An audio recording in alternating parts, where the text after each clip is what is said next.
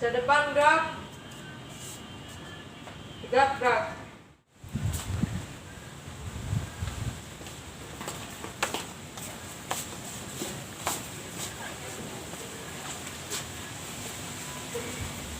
Assalamualaikum warahmatullahi wabarakatuh. Waalaikumsalam warahmatullahi wabarakatuh. Apa kabar anak-anak? Alhamdulillah luar biasa. Tetap semangat, terus belajar. Yes, yes, yes, merdeka. Baiklah, masih semangat sekali. Berharap nanti sampai akhir semangatnya seperti itu. Jadi sebelum kita memulai pelajaran, ada baiknya kita melihat rangkaian dulu. Jika ada sampah, boleh dibuang ke tempat sampah. Ada, Bu. Bagus, sudah rapi semua. Sebelum kita memulai pelajaran, ada baiknya kita berdoa. Ketua kelas silakan pimpin untuk berdoa. Baiklah teman-teman, sebelum kita memulai pembelajaran ada baiknya kita berdoa. Berdoa dimulai. Berdoa selesai. Ada yang tahu kenapa ibu menyuruh kalian untuk berdoa terlebih dahulu? Saya Bu, Ya, kepada Astri. sebagai sikap rasa syukur kepada Allah. Ya, benar sekali. Kemudian selanjutnya kita ngecek hadiah terlebih dahulu. Ada yang tidak masuk hari ini? Biar semua Masih Bu. semua, Bu. Bagus, pintar sekalian anak ibu sudah hadir pada pembelajaran pagi hari ini. Kemudian kita akan menyanyikan lagu nasional. Pada semua kelas boleh menyanyi lagu dari Sabang sampai Merauke.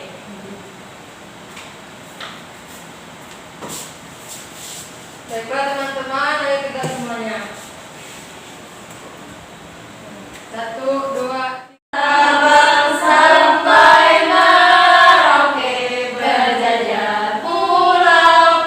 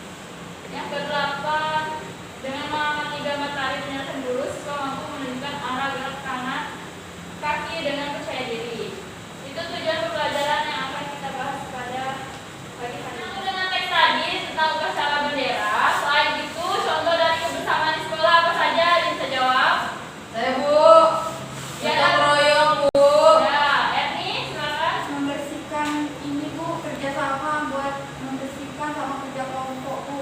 Ya, benar sekali. Itu merupakan contoh lain dari kebersamaan di sekolah. Selanjutnya, kita masuk ke materi tentang mata pelajaran bahasa Indonesia tentang dongeng. Ada yang bisa bacakan itu? Dongeng, pengertian dongeng. Apa itu dongeng? Ada yang bisa bacakan? Saya, Bu. Ya, Afgan Asri. Dongeng merupakan cerita yang tidak benar-benar terjadi, terutama tentang kejadian zaman dulu yang aneh-aneh. Umumnya pengarang sebuah dongeng tidak dapat dikenali karena dongeng adalah bentuk cerita turun-temurun dari nenek moyang. Kejadian pada dongeng terkesan sebagai kejadian sungguhan, namun pada dasarnya dongeng adalah cerita fiktif dan imajinatif seperti binatang dan tumbuhan yang bisa berbicara seperti manusia. Dongeng juga merupakan salah satu karya sastra yang mengandung pesan moral di dalamnya. Nah, itu dia pengertian dari dongeng. Jadi sudah tahu apa itu dongeng?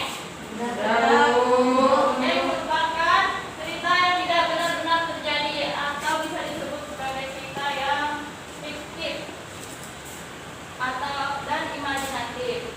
Kemudian jenis-jenis dongeng. Bisa bacakan? Ada 6 jenis dongeng di sana. Ada yang bisa bacakan? Yang Cerita fabel, jenaka, legenda, mitos, sage, parabel. Ya, terdapat 6 jenis dongeng, yaitu cerita fabel, cerita jenaka, cerita legenda, cerita mitos, cerita sage, dan cerita parabel. Cerita fabel itu cerita dongeng yang mengandung unsur binatang atau hewan. Kemudian cerita jenaka, cerita yang mengandung unsur lucu sehingga membuat pendengarnya menjadi tertawa. Kemudian cerita legenda itu cerita yang menceritakan tentang sejarah, umumnya jarang digunakan. Selanjutnya cerita mitos itu cerita yang mengandung kepercayaan. Dan yang kelima cerita sage. Kemudian cerita parabel ini jarang digunakan dan sekarang sudah jarang sekali ada dongeng cerita parabel. Kita akan membahas tentang Ibu akan memberikan contoh tentang cerita fabel. Ya anak-anak, apa kabar hari ini? Pembelajaran kali ini, Ibu akan menceritakan sebuah dongeng fabel yang berjudul Ikan dan Burung. Mari simak baik-baik agar kalian bisa menjawab pertanyaan-pertanyaan yang telah Ibu berikan. Selamat menyaksikan. Di suatu hutan, hiduplah dua binatang yang saling bersahabat. Binatang itu adalah burung dan ikan. Keduanya sangat dekat dan selalu saling membantu. Kedekatan keduanya ini tidak terjadi begitu saja, melainkan melalui suatu kejadian yang mengubah mereka. Waktu itu, ikan sedang beristirahat di pinggiran sungai. Ia memandangi biji-bijian di pohon tepat di atasnya. Kelihatannya, biji-bijian itu enak dimakan, kata ikan dalam hatinya. Lalu, ia berusaha meloncat setinggi-tingginya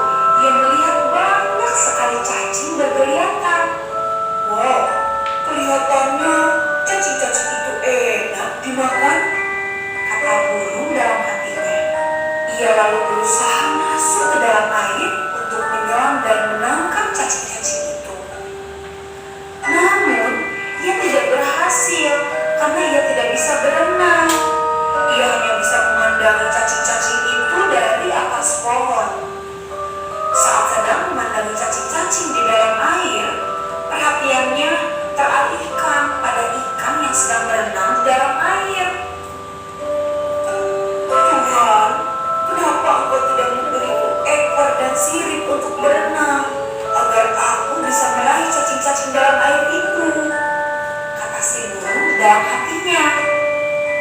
Akhirnya, ikan dan burung saling tahu kesulitan masing-masing. Berkali-kali si ikan melihat burung menyelam ke air untuk mendapatkan cacing, dan demikian pula si burung berkali-kali melihat ikan meloncat-loncat untuk mendapatkan biji-bijian. Lalu mereka berkenalan. "Hei ikan, apakah kau menginginkan biji-bijian ini?" kata si burung. "Benar, tetapi aku tidak punya sayap sepertimu, sehingga tidak bisa terbang mendapatkan biji-bijian itu," jawab si ikan. "Aku juga menginginkan cacing di dasar sungai, tetapi aku tidak punya sirip sepertimu, sehingga tidak bisa mendapatkan cacing-cacing itu," jawab si burung. "Bagaimana jika kau membantuku mengambil biji-bijian itu? Dan aku akan membantumu mendapatkan cacing-cacing di dasar sungai," ajak si ikan. "Wow, ide bagus. Aku setuju," sahut si burung. Dan pada akhirnya, ikan dan burung menjadi sahabat dan saling membantu.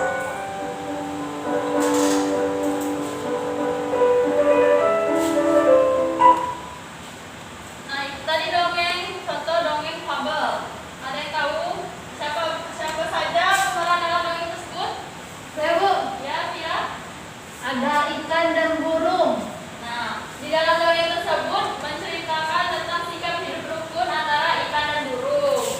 Jadi, si ikan membantu burung untuk mengambil cacing-cacing yang ada di dalam air, sedangkan si burung membantu ikan untuk mengambil biji-bijian yang ada di atas pohon.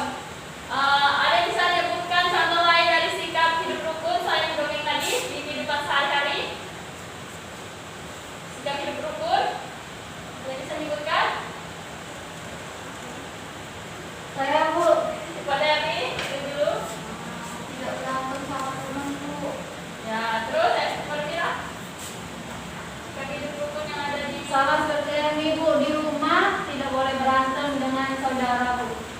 Ya, benar. Itu salah satu contoh hidup rukun selain yang di dongeng tadi. Selanjutnya, kita akan belajar tentang mata pelajaran SPDP.